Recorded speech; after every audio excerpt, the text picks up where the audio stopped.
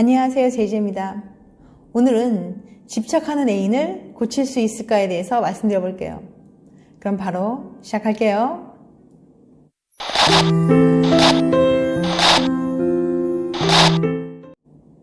아무 짓도 안 했는데 별다른 잘못도 안 한 애인을 괜히 의심한다거나 다른 이성들과의 접촉을 통제하고 감시하는 것, 이런 행동을 우리는 흔히 집착이라고 표현합니다. 잠깐 회의실에 들어가 회의하고 나왔는데 휴대폰에 찍혀있는 수십 통의 애인의 부재중 전화. 정말 숨막히고 끔찍할 것 같네요. 대개 사람들은 집착을 당하는 사람의 입장에 주목하죠. 그런데 오늘은 그 반대, 집착을 하는 사람들에 대한 이야기를 해보려고 해요. 만약 사랑하는 사람이 내게 심한 집착을 해서 이별을 고려하고 계신다면 일단 이 영상을 보시고 애인을 이해해보는 시간을 가져보면 어떨까요? 대체 왜 그럴까? 암만 생각해도 이해가 되지 않는 집착이라는 행동. 그들은 왜 문제의식을 느끼지 못하고 그런 행동을 하는 걸까요? 그건 집착하는 사람들이 조금 특이한 사고 패턴을 가지고 있기 때문이에요. 예를 들어 볼게요. 보통 사람이 어떤 사건을 겪으면 그에 대한 반응을 하기 전에 충분히 생각을 하고 사건을 해석해 봅니다. 가령 평소엔 연락이 잘 되던 애인이 2-3시간가량 연락이 두절되었다고 해봅시다. 집착이 없는 사람들은 혹여나 나 몰래 누구 만나나? 와 같은 의심이 들더라도 그것이 타당한지 충분히 따져보고 내가 의심이 좀 심하네. 그럼 혹시 무슨 일이 생겼나? 정도로 생각을 정리합니다. 이렇게 충분히 생각해본 덕분에 연락을 차분히 기다리거나 걱정이 담긴 메시지를 남기는 합리적인 행동을 하게 됩니다. 하지만 집착하는 사람은 달라요. 충분하지 못한 생각. 집착하는 사람은 이 충분한 생각이라는 과정을 거치지 않습니다. 애인과 연락이 두절되면 설마 나 몰래 누굴? 정도에서 생각을 끝마치고 바로 행동으로 넘어가 버려요. 에이, 괜한 오해일 거야. 혹시 무슨 일이 생긴 건가? 하는 생각은 해보기도 전에요. 의심과 질투 같은 감정이 너무나도 강렬해서 남들처럼 내 생각이 타당한지 따져볼 시간을 갖지 못하는 거예요. 충분하게 생각하지 못했으니 합리적인 행동이 나올 리가 없죠. 그래서 곧장 몇십 통씩 받을 때까지 전화를 걸게 되는 거예요. 방법이 없는 걸까요? 애초에 남들과 사고 패턴이 다르다고 하니 집착이 있는 애인과는 무조건 헤어지는 수밖에 없는 걸까요? 아닙니다. 애인의 집착도 함께 노력하면 고칠 수 있어요. 바로 지금까지 살펴본 애인의 이상한 사고 패턴을 바꾸는 연습을 통해서 말이죠. 지금까지 거치지 못했던 충분한 생각이라는 과정을 뒤늦게라도 의식적으로 해봄으로써 집착을 고쳐나갈 수 있습니다. 집착을 단번에 없애지는 못하겠지만 차츰차츰 줄여나갈 수 있는 방법이 있답니다. 이런 집착 행동에 가장 직접적인 영향을 미치는 근본적인 요인 중에 하나가 바로 불안형 애착입니다. 애착 유형에는 불안형, 회피형, 안정형이 있거든요. 애착 유형에 대해 좀 더 자세히 알고 싶은 분들은 지난 영상 애착 유형이 당신의 삶을 좌우하는 이유를 보시면 도움이 되실 것 같아요. 그럼 집착을 고칠 수 있는 구체적인 방법을 알아볼까요?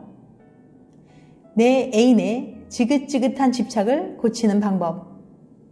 앞서 말씀드렸지만 집착하는 사람들은 특이한 사고 패턴을 가지고 있어요.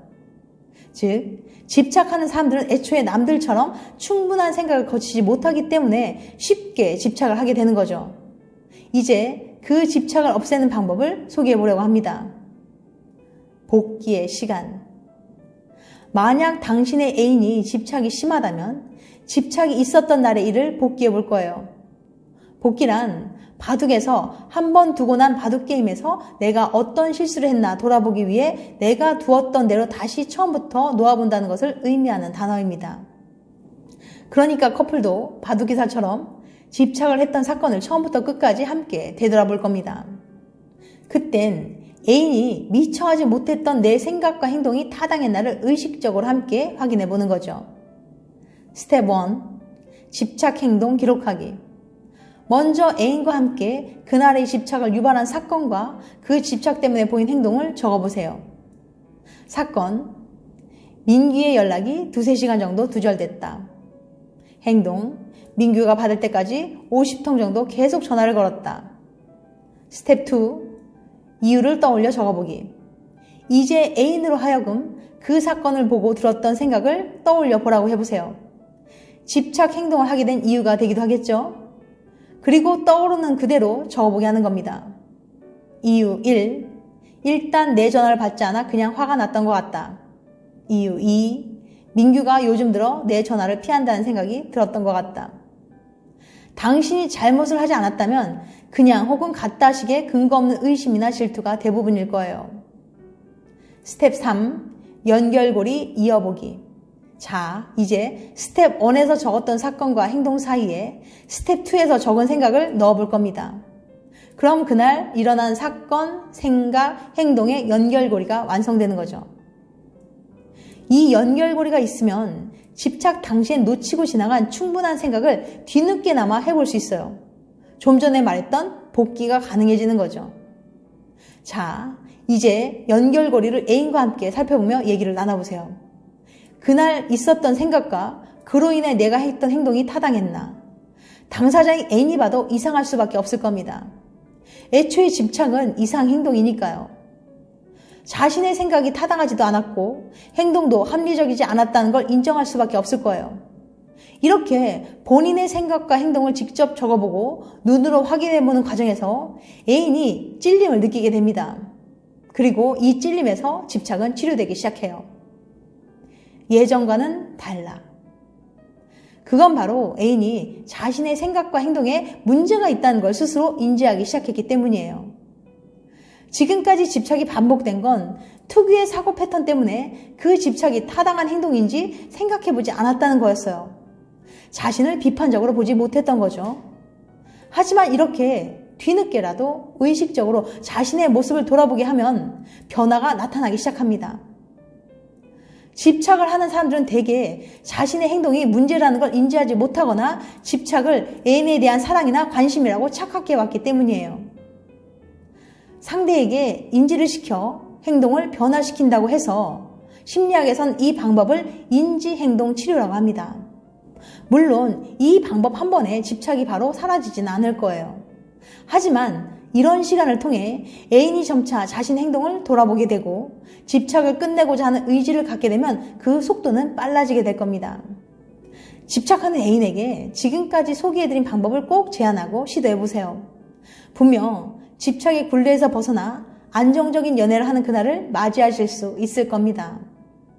지금까지 집착하는 애인을 고칠 수 있을까에 대해서 말씀드렸어요.